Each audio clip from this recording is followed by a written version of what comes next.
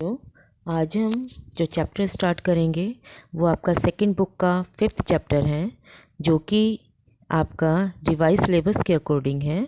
और ये जो आपका चैप्टर है ये आपका 6 ना हो के 5th चैप्टर है, जिसका नाम है लोकतांत्रिक पुनरुत्थान या डेमोक्रेटिक रिजोनेंस। इसके अंदर बच्चों जो चीज़ें हम पढ़ेंगे वो होंगी, देखिए सबसे पहले पढ़ेंगे हम जयप्रकाश नारायण और टोटल रिवॉल्यूशन, जो कि आपका हिंदी में नाम होगा जयप्रकाश नारायण एवं संपूर्ण क्रांति। दूसरा है आप पढ़ेंगे राम मनोहर लोहिया एवं समाजवाद। तीसरा आप पढ़ेंगे इसके अंदर पंडित दीनदयाल उपाध्याय के बारे में। और जो चौथा आप पढ़ेंगे इसके अंदर आपातकाल। ठीक है, डेमोक्रेटिक अपरजेंस के अंदर भी पढ़ेंगे कि अडल्ट और बैकवर्ड एंड यूथ हमारे किस तरह से पार्टिसिपेशन उन्होंने किया था। तो ये जो आपके 5 टॉपिक हैं ये आपका रिवाइज सिलेबस है, जिसके अंडर आप इसको पढ़ेंगे। तो अभी हम शुरू करते हैं। नेक्स्ट आपका जयप्रकाश नारायण और संपूर्ण क्रांति। बच्चों जयप्रकाश नारायण जो थे इन्हें हम लोक जयप्रकाश नारायण के नाम से भी जानते हैं। इनका भारतीय राजनीति में सक्रिय योगदान था और ये बहुत बड़े, इनका व्यक्तित्व जो था बहुत बड़ा था। और ये नेहरू और गांधी के बाद जो नाम याद किया जाता है वो जयप्रकाश नारायण ही था। तो इसे हम संपूर्ण क्रांति भी है इसके साथ टॉपिक, जो कि हम बाद में इसको पढ़ेंगे विस्तार से। तो हम देख लेते हैं कि ये जो हमारे लोक जयप्रकाश नारायण थे इनका किस तरह का कार्यकाल था। तो ये युवावस्था में मार्क्सवादी थे और ये कांग्रेस सोशलिस्ट पार्टी और सोशलिस्ट पार्टी के संस्थापक भी रहे। इन्होंने भारत छोड़ो आंदोलन के नायक के रूप में भूमिका निभाई और नेहरू के उत्तराधिकारी के रूप में भी इन्हें देखा जाता था। युवावस्था में बच्चों ये मार्क्सवादी थे। मार्क्सवादी जो होती है वो हिंसा पर आधारित विचारधारा होती है। ठीक है, तो 1955 के बाद सक्रिय राजनीति इन्होंने छोड़ दी और गांधीवादी बनने के बाद इन्होंने आचार्य विनोबा भावे के साथ भूदान आंदोलन में भी सक्रिय भूमिका निभाई। नागा विद्रोहियों से सुलह की बातचीत की और कश्मीर में भी शांति प्रस्ताव किए। चंबल के अंदर डकैतों को आत्मसमर्पण करने के लिए इन्होंने मजबूर किया और उनका आत्मसमर्पण कराया।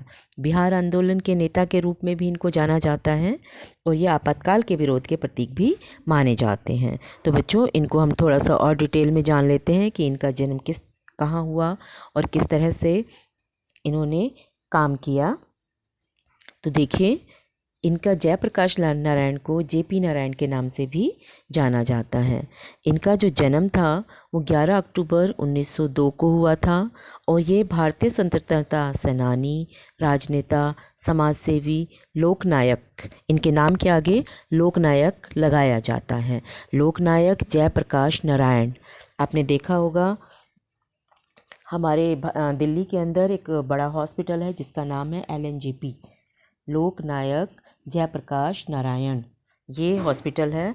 इनके नाम का एक पटना के अंदर हवाई अड्डा भी बनाया हुआ है।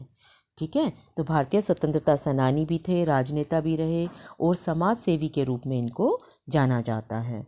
ठीक है, 1922 में बच्चों ये अमेरिका चले गए थे और वहाँ ये मार्क्सवादी विचारधारा से बहुत ही प्रभावित हुए थे। स्टार्टिंग में ये मार्क्सवाद को बहुत मानते थे क्योंकि उन्होंने मार्क्सवाद के बारे में ही वहाँ पे पढ़ाई की।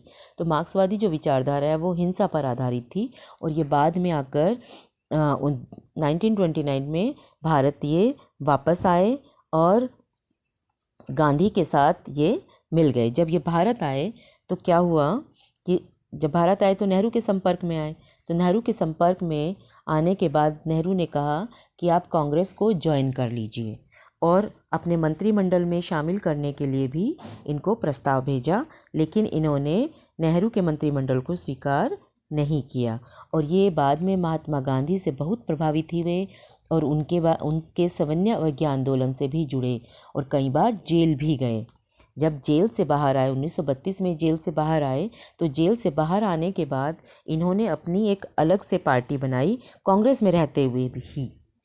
में रहते हुए ही अलग विचारधारा वाली एक पार्टी बनाई जिसका नाम इन्होंने रखा कांग्रेस सोशलिस्ट पार्टी। और ये पार्टी जो थी उन्होंने 1934 के आसपास बनाई थी, जिसका नाम था कांग्रेस समाजवादी दल या कांग्रेस सोशलिस्ट पार्टी, जो कि कांग्रेस पार्टी की विचारधारा से थोड़ी सी अलग थी। ठीक है। बाद में आचार्य नरेंद्र देव और जयप्रकाश नारायण और भी बहुत से नेता इसके अंदर शामिल हुए और इसके नाम के साथ इनका नाम भी जुड़ने लगा। तो आगे देखते हैं आचार्य नरेंद्र देव। आचार्य नरेंद्र देव जो थे वो भी एक समाजवादी विचारधारा के थे।